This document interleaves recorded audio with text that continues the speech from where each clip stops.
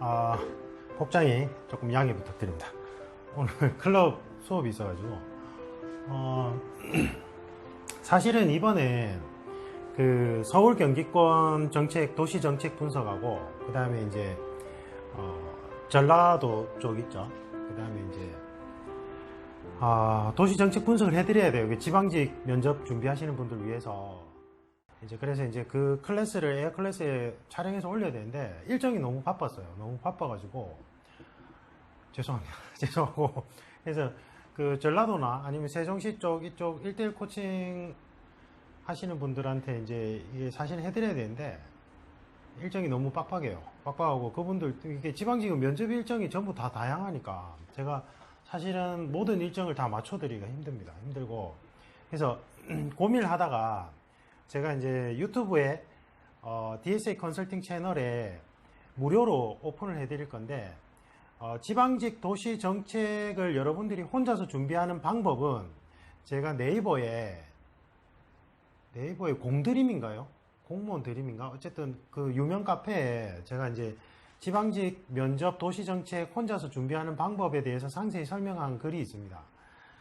DSA 한번 검색해 보세요. 그 카페에서. 그럼 작성자 글에 보면 있으니까 그거를 이제 한번 보시면 되고, 조회수가 좀 많아요. 그래서 한번 보시면 좋을 것 같고, 그 다음에 이제 혼자 준비하실 때 기본적으로 지방 정책, 도시 정책에 대해서, 최근의 개념들을 알고 계셔야 되는 게 있어요. 그 핵심 개념을 제가 설명을 드릴 건데, 사실은 시립공채는 깊이 있게 들어갈 필요는 없고요. 관심도 측정이라고 생각하시면 돼요. 이 도시에 공직자로서 지원하시는 사람들이 기존에 우리 도시의 정책에 대해서 어느 정도는 숙지를 하고 있다. 요 개념. 그래서 이제 경력직 특채, 도시 정책 관련된 경력직 특채, 뭐 연구소 취업이든지 아니면 좀 직급이 높은 5급 이상 그런 특채나 공채분들 가르칠 땐 제가 좀 심도 있게 들어갔어요. 예전에. 지금 여러분들 신입 공채는 그렇게 할 필요 없어요. 실무진이기 때문에. 그래서 간략하게만 설명해 드릴게요. 기본 개념 큰 틀 위주로. 그래서 요거는 사실은 경찰이나 검찰직 등 공안직 계통도 알고 계시면 좋아요. 왜냐면 도시의 치안 정책 수립할 때 같이 연결되는 개념들이에요. 그래서 굵직한 개념 위주로만 간략하게 설명을 드리고 좋아요와 구독을 꼭 눌러주십시오. 이렇게 해야 된대요. 이렇게 해야지 좀 이렇게. 저는 사실은 제가 유튜브에 DSA 컨설팅 채널 만든 게 사실은 경찰이나 공무원 쪽은 큰 고시학원을 끼지 않으면 살아남기 힘들어요. 근데 거기 그 다음에 유명 카페 있잖아요. 유명 네이버나 다음에 유명 카페에 광고비를 내야 돼요. 근데 저는 그게 솔직히 말하면 좀 돈 아까워요. 그래서 경찰이나 에어클래스 저 파트너 관계인 에어클래스사에서 네이버 경꿈사에 이제 광고비를 지원을 해서 이제 제 전용 게시판 김대영 체력 면접 게시판을 오픈했는데 국가직이나 지방직은 사실은 이제 에어클래스에서 해줘야 되는데 그렇게 하기로 했었는데 제가 이제 생각할 때는 면접 하나의 컨텐츠로 게시판을 그걸 하나 만들면 매달 돈을 들여야 돼요. 그 광고비를 내야 된단 말이에요. 그 해당 카페예요. 약간 조금 그랬어요. 왜냐면 면접은 이게 시기별로 있는 거라서.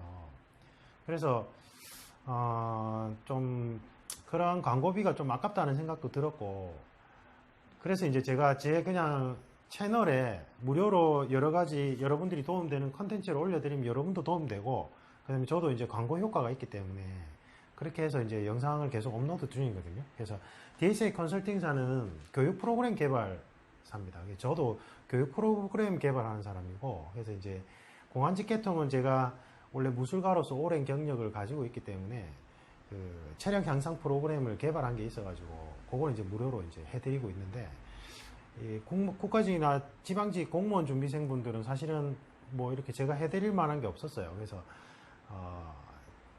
토론 프로그램을 제가 분석하는 걸 계속 이제 해드리기로 했는데 미루고 있었는데 이제 할 거예요. 진짜로.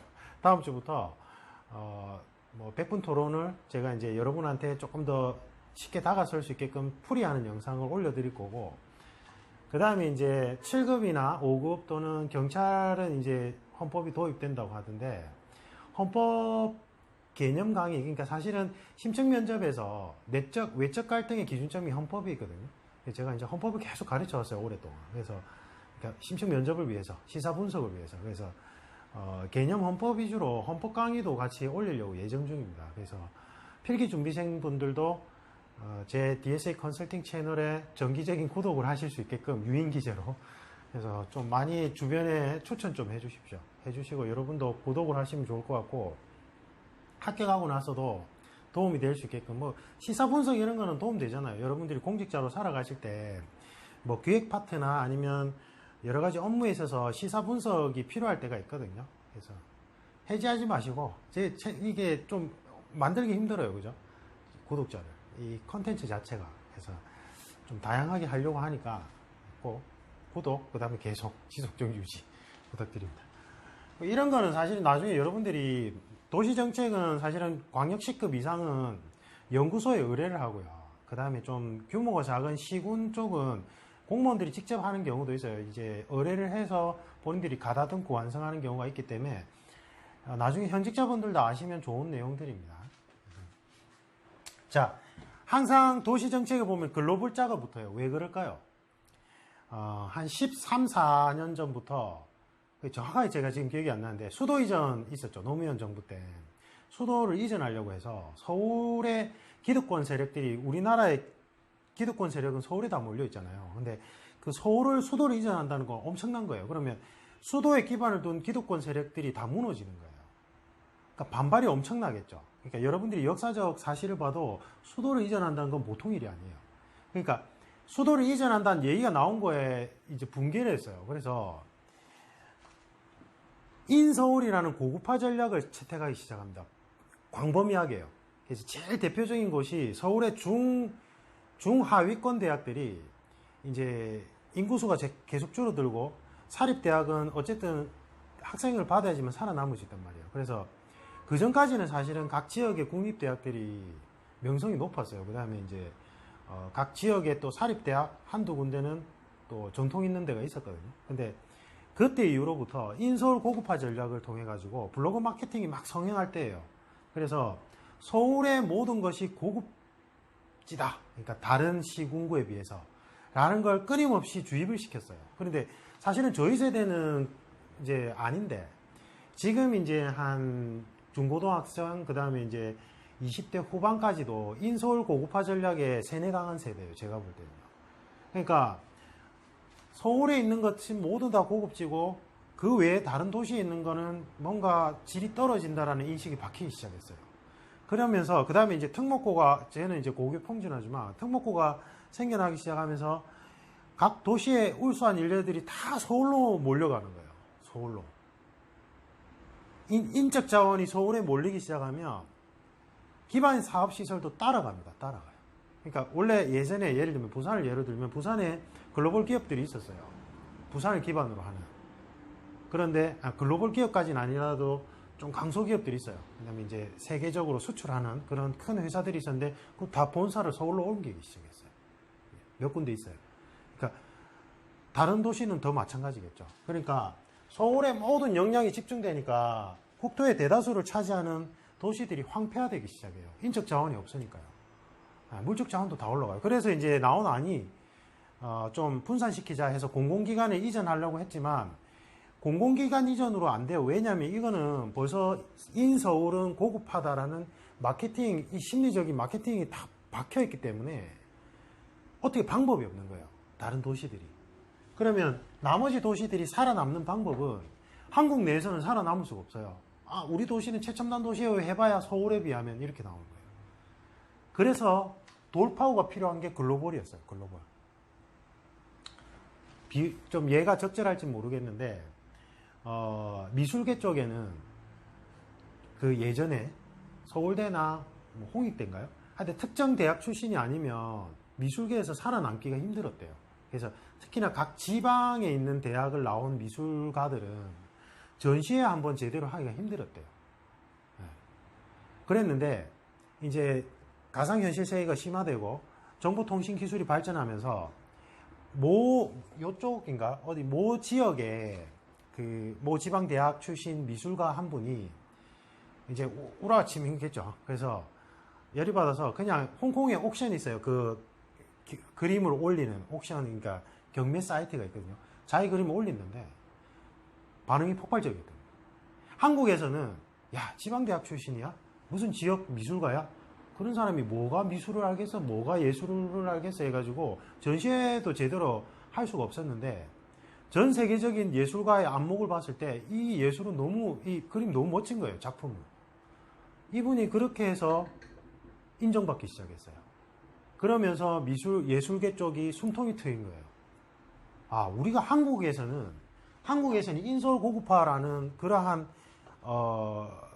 고정관념, 잘못된 고정관념이 세뇌당하면서 살아남기가 힘든데, 세계로 눈을 돌리니까 나는 한국에, 예전에 그런 게 있었어요. 예전에 옥스퍼드 대학인가? 이건 정확한 사실은 아닌지 저도 전해 들은 거라서 연구원을 모집했는데, 국내 최고 대학 지원자들을 물리치고 모 도시의 지방대학에 한 분이 연구원으로 발탁됐어요. 그래서 그것 때문에 한번 난리가 난 적이 있었는데, 그게 어떻게 가능하냐 이러니까, 이제 영국의 그 유명 대학에 그 심사하시는 분들 말로는 그 무슨 차이가 나요? 그래요. 무슨 말인지 이해가세요? 한국이란 나라가 전 세계적으로 볼 때 아주 작은 나라예요. 우리나라가 막 국력이 너무 좋으면 좋겠지만, 요번에 그 보세요. 그 날강도 사건인가? 뭐, 있죠. 축구선수 출전 안 하고. 우리나라 그게 이미지가 그래요. 그다음 분단국가죠. 거기서 좋은 대학, 나쁜 대학 무슨 차이가 있는데, 우리는 그냥 이 사람의 실력을 보고 평가하겠다. 그렇게 가는 거예요. 그게 글로벌이에요, 글로벌. 대한민국의 수도 서울, 좋아. 뭐, 예르겠어요. 그 노래 때문에, 그 노래 하나 때문에 이제 강남이란 데가 유명해지고 이랬겠지만, 사실은 선진국 외국인 입장에서는 한국이란 나라도 낯선 데다가 한국의 수도 서울 최고야 이렇게 생각 안 해요. 서울이든 부산이든 대구든 경주든 그냥 작은 나라, 아시아에 있는 작은 나라의 어떤 도시인 거예요. 그러니까 전 세계적으로 우리가 글로벌 사회에서 뛰어들었을 때는 동일선상에서 움직일 수 있다는 거예요. 자기 실력으로 평가받아서. 이게 좀 사회 전반적으로 이러한 복합적인 문화가 형성되어 있어서 제가 이제 간략하게 설명드리는 건데, 그래서 도시가 살아남기 위해서는 한국에서는 경쟁해봐야 안 돼요. 왜냐하면 모든 그 결정을 내릴 수 있는 권력 집단들이 전부 다 서울에 밀집되어 있기 때문에 각 도시별로 뭔가 야심차게 뭔가 하려고 해도 안 돼요. 받침이 안 돼요, 받침이. 그런데 전 세계적으로 뛰어드니까 경쟁력이 있더라고요. 그래서 도시별로 글로벌을 외치기 시작했어요. 인서울 고급화 전략에는 국내에서는 답이 없어요. 이 마케팅에 대항할 수 있는 답은 없는데, 글로벌 도시라는 이미지는 한국이라는 테두리를 벗어나는 개념이라서 너무 좋은 거예요. 그것과 연결된 개념으로 메가시티권 개념이 등장해요.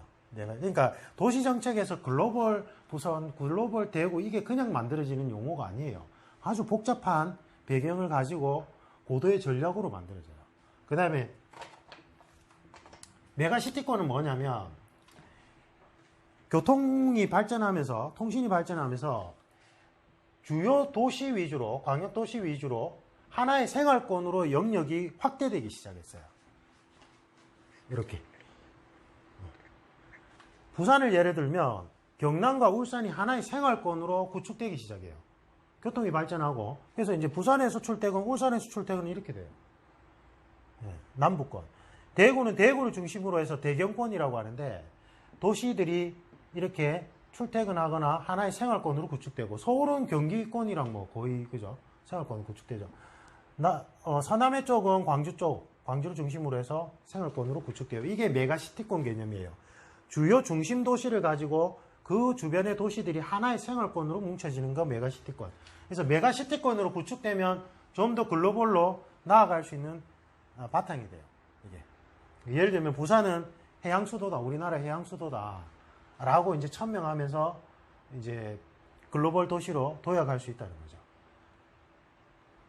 그 다음에 이건 조금 더 심화있게 들어가면, 각 나라별로 메가시티권이 형성이 되면 메가시티권끼리 연결되는 현상이 일어나요.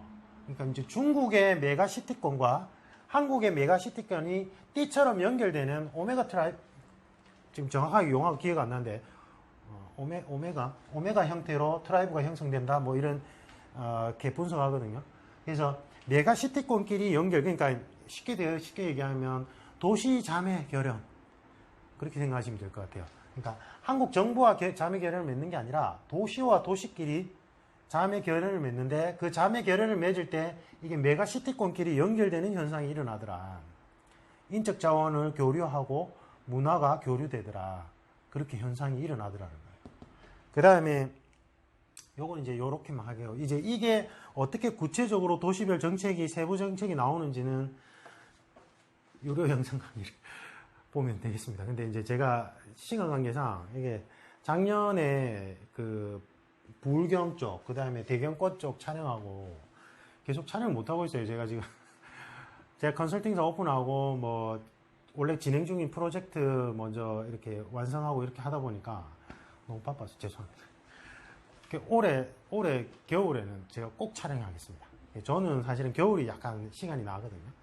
그때 촬영을 해서 진짜 그냥 요 개념, 그 다음에 여러분들이 도시 이제 시청 홈페이지 들어가서 백서나 장기 계획 이제 그 안내 책자를 보시고 한번 연결해 보십시오. 그 다음에 도시 재생 사업은 도시 안에서요.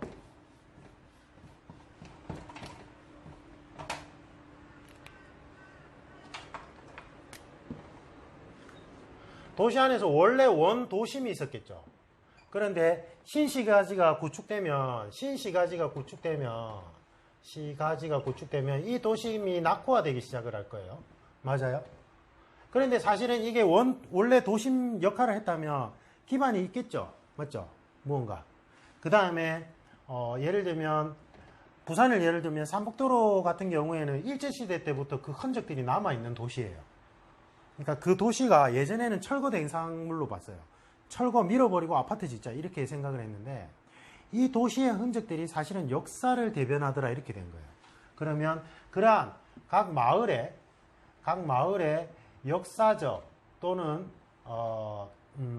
인적 특색을 잘 활용해서 재생을 시키자. 그래서 이건 예를 들면 삼복도로 르네상스 같은 경우는 삼복도로가 일제시대 때부터 간직한 그 역사적인 사실들을 잘 보존해서 관광지로 활성화시키는 거예요. 그러면 뭐예요? 다시 젊은 사람들이 유입해서 뭐 거기서 뭐 커피숍을 차릴 수도 있고 뭘 할 수도 있겠죠. 사업을 할 수도 있든지. 그 다음에 뭐 그런 개념이에요. 도시 재생이라는 거. 그래서 그 도시를 예전에는 그냥 탁 밀어버리고 아파트 짓고 이렇게 하던 것을 그 도심마다 마을마다의 특색을 잘 살려서 관광 테마로 관광 상품으로 만들든지, 아니면 뭐 또 다른 이 도시의 역할, 그 도심에서의 역할을 기능을 주어서 재생시켜 보자. 이게 도시 재생 사업이에요. 근데 이제 이것도 좀 변했어요. 예전에 초창기 도시 재생 사업에서는 그냥 그러니까 공간만 제공했어요. 공간만. 삼복도로 같은 경우에 삼복도로 그러니까 이런 거 꾸며서 공간 활용해 보세요 하고 그냥 알아서 하세요 이렇게 했거든요. 근데 그렇게 해보니까 원주민들이 삼복도에 원래 살고 있는 원주민들이 경영을 알겠어요? 뭘 알겠어요? 장사를 해본 적도 없는데. 근데 그렇게만 공간만 제공하고 알아서 해보세요라니까 사업이 망하는 사람도 있고 활용을 잘 못한 사람도 있고 경영 감각이 또 그건 또 더 다른 문제잖아요. 그래서 이제 어떻게 하냐면 단순히 오프라인을 제공하는 것을 넘어서서 오프라인 죄송합니다. 제가 지금 마음이 급해서 체력권 수업이 있거든요. 인프라를 제공하는 것을 뛰어넘어서서 소프트웨어적인, 그러니까 예를 들면 경영 자문을 지원해 준다든지 그렇게 해서 인프라 플러스해서 소프트웨어적인 부분도 같이 제공을 해주자 이렇게 가는 형태로 가고 있어요. 그 다음에 이것과 연결되는 건데 그냥 쉽게 치안을 열어드릴게요. 예전에는 우리 시민들이 치안 대상자예요. 그러니까 경찰이 지켜줘야 되는 대상자로 갔는데, 이제 나타나는 개념으로는 공동체 치안 개념에서 시민들이 치안 생산자 역할을 하자. 그래서 스스로가 범죄로부터 스스로 예방할 수 있게끔 도심의 본인의 주거지 환경도 바꾸고, 그리고 적극적으로 내가 마치 경찰인 것처럼 생산자 역할을 같이 해서 우범지대라든지 그 다음에 아이디어를 경찰과 공유해서, 경찰이 인력난이 있잖아요. 인력난이 있는데 그게 시민들이 경찰 치안 생산자 역할을 해서 같이 함께 치안을 만들어 가자. 경찰과 함께. 그게 공동체 치안 개념인데, 똑같아요. 도시의 정책도 이런 개념이에요. 그러니까 시청에서 뭔가 막 만들어가지고 시민들을 위해서 단순히 준다, 시민들은 받아먹는다 이 개념이 아니라 시민들이 같이 아이디어를 모으고 힘을 모아가지고 같이 생산자 역할을 하자 이거예요. 도시재생 사업이 그렇게 변해와 왔습니다. 이게 가장 핵심적인 테마입니다.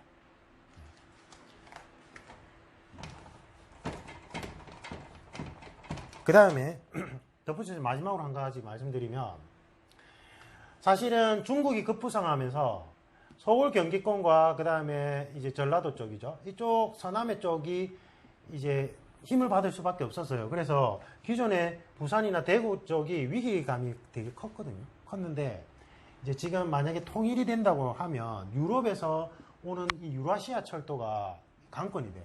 그러면 이제 한국 내 도시들의 우열관계가 다시 변할 거예요. 제가 볼 때는. 제가 부산을 계속 지키는 이유 중에 하나인데 빨리 통일이 돼서 유라시아 철도가 만들어졌으면 좋겠어요.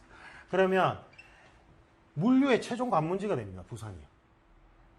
그 다음에 이 유라시아 철도가 거쳐오는 도시들이 또 다른 중흥기를 맞게 될 거예요. 유럽에서부터 중국, 러시아까지 다 거쳐서 오는 철도예요. 관광철도도 되고 물류 이동의 철도도 되겠죠. 그래서 부산 같은 경우에는 이 유라시아 중장기 제 계획을 보면 유라시아 철도를 대비한 도시의 세부 정책들이 구축이 되어 있어요. 대구도 마찬가지입니다. 대구도 이제 철도가 만약에 이렇게 온다면 본인들이 거기서 어떤 역할을 할 것인지 그러한 것들이 있어요.